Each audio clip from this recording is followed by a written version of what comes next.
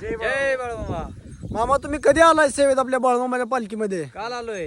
काल आलाय बे? होय, आता किती दिवस आहे काय इथं? एक 10-11 दिवस आहे. किती नंबर पालखीमध्ये आता? बघा नंबर 15 हा बघा नंबर. आता एवढं लांबून कसं काय आला? म्हणजे कुठलं गाव आपलं? सांगोला.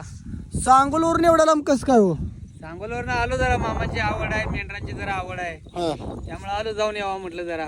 आता सांगोलीतनं मला वाटतं 100-150 किलोमीटर असेल. नाही, जवळ 175 किलोमीटर आहे. हा मग आता ट्रेनचा प्रवास झाला का? नाही, गाडी घेऊन आलोय. हा म्हणजे स्वतःची गाडी घेऊन झाला होय होय होय. मग जाऊन यावं चालतंय. म्हटलं जरा. हम्म. मेंढरात पण बरं वाटलं जरा. हा. की आपले जुने मालक आहेत, हा म्हणजे खांड मालक आहेत. हा निळेखंडाचे मालक खांडाचे मालक आहेत, पांडुरंग मासाळ.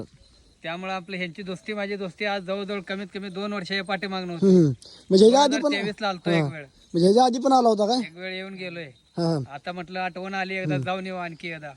पण आपल्याला मामांच्या सेवेत आल्यावर आणि घरी राहिल्यावर कसा किती फरक वाटतोय कसा आहे का? भरपूर फरक वाटतोय. हा. ज्या वेळेस मला खरोखर अडचण येते त्यावेळेस मामांच्या ध्यान आलं, मामांचं आठवण काढली हा तर माझं काम सक्सेस होतंय. हा दुसरी गोष्ट, मी एकटाच मेंढराय पालखीत नाही. हा माझी बायको पण आदमापूरला मामांच्या मंदिरात सेवेसाठी पाठवल्या. हा ते पण तिकडे असते 10-11 दिवस. हा इथलं माझी सेवा संपली की जाताना त्यांना घेऊन तिकडे घरी जातोय. मामांच्या आशीर्वादाने चांगलं आहे सगळं. म्हणजे मामांचा आश्रम जेवढी सेवा करेल तेवढं आपल्याला कमीच आहे. हा अजून जेवढी करेल तेवढं बरंच वाटते उलट. चालतंय. धन्यवाद. थँक्यू. हा जय बाळूमामा.